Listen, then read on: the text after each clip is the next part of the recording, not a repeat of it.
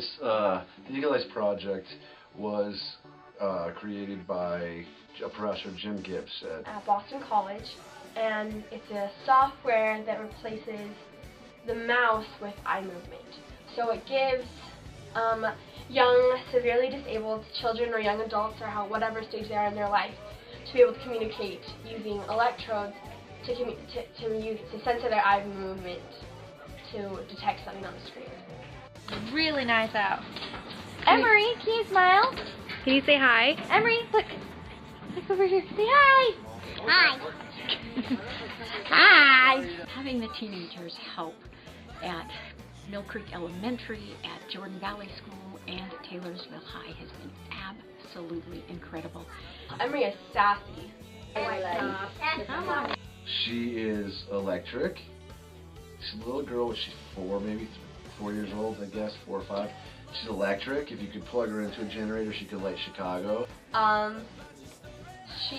Emery is the one that Morgan works with, right? Mm-hmm. I know she has a little bit of vision impairment. She just wants to be in the center of attention all the time. You know, she's like any other little toddler. Music time is about you play stuff and you do what she asks. All good. Can you do round in the circle, round in again, round and round? Now tell us your name. Excellent. Right on that. You know, it's very difficult if you've never been around kids with special needs before. Once you meet them, you fall totally in love with these kids, because even though they cannot speak, they talk to you through their eyes and through their hearts. So it has been a great experience working with the high school kids. Circle, round and again, round and round. Now tell us your name. Shay. Can you say your name? Shay. Shay. Okay. How about all of you, 3 of you, play the drums? All of us Playing the drums, playing the drums, playing the drums. I love these kids. They've touched my heart in a way that's very difficult to explain, but I think it's because they're so pure, and they just are here to help the rest of us learn to be patient, to be understanding, forgiving, and probably most important of all, compassionate. We need to be compassionate to each other, and in this crazy world with so much going on, when you are around someone with special needs, you understand the importance of compassion. How about... Hi, Eddie. Oh, that's just all of us. Can you wave? Hi. A beautiful, glowing smile. We'll have all of us. All of us. Play the drum. Play the drum. All of us. Play the drum. Good job. Okay. Nice. Okay, can you describe Eddie to me? He's nonverbal. He doesn't have any movement, right?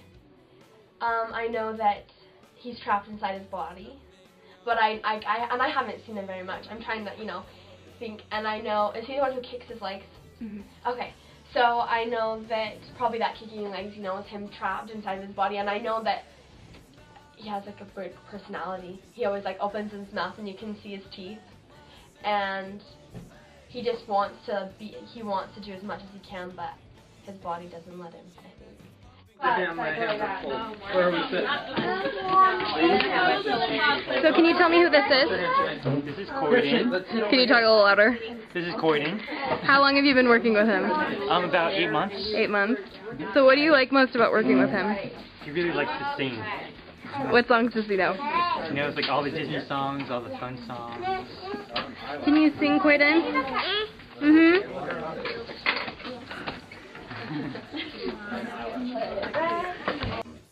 My own students who have been struggling. We all struggle with things. We're all special needs. We're all uniquely abled.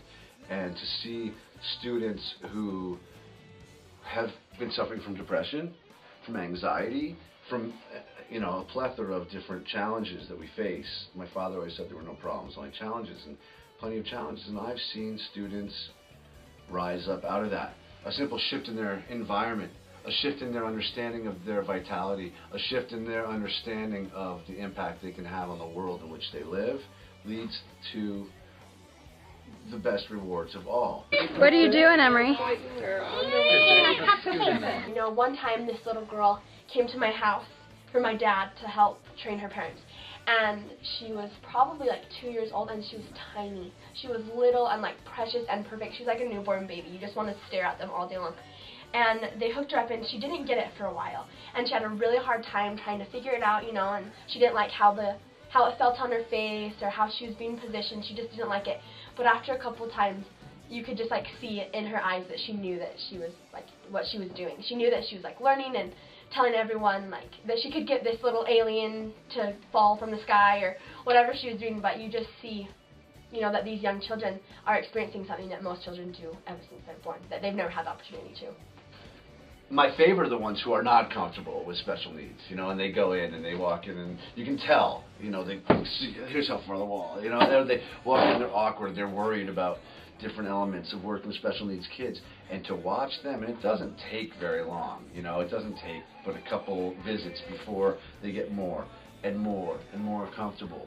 They're drawing outside the box, they are getting outside their comfort zone, and they're learning, again, not about just being a benevolent helper of someone with special needs, but they're actually coming to a greater understanding of themselves and their limitations and how deep their empathy can go, and it's a beautiful development that I watch happening. And as the year goes by, they become close with the kids. He's right down here. Oh, let go! Right here. You don't want me to let go? Okay, I'll stay right here.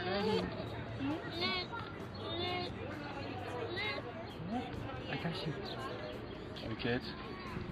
Who doesn't like the kids? They're amazing. I love those kids. You smile for me? Yeah. What are you doing? Shay, you look at me?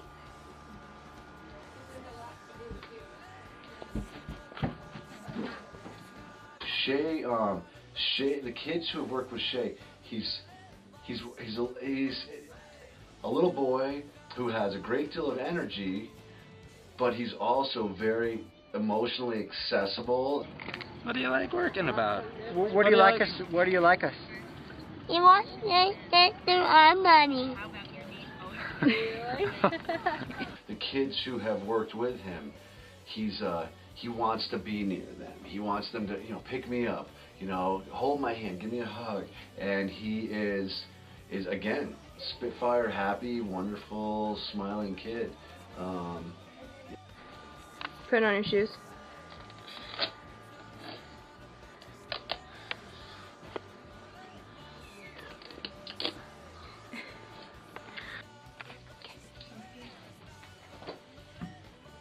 So I think the most important thing about Eagle Eyes, that if you've listened to both Chip and just the interviews that I've done, is that just because they're special needs, that's not the first thing that comes to mind whenever you describe these children. One of the first words that was described about Emery is that she's sassy. It wasn't that she's visually impaired. About Eddie, it wasn't that he has cerebral palsy, it's that he has a wonderful smile and he has a great personality. And about Shay, that he's just really excited. I think the main point of us teenagers and anyone that has ever been able to work with special needs kids, and that you realize that they aren't their disability. They're just like you and me, they just have something a little different, but we're all different. So there's no problem, in a way. So I think the whole point and what we all need to realize is that if you see someone that has special needs or has something wrong with them, that get to know them before you just classify them as someone that has autism or someone that is blind. Because they're just like you and me. They have personalities, they have things that they like, they have things that they don't like. Things make them laugh and things make them cry. I think that's the most important lesson of Eagle Eyes, and us teens being able to go and experience that. So that is the Eagle Eyes Project. Put your hands on this chair. Hey, come here.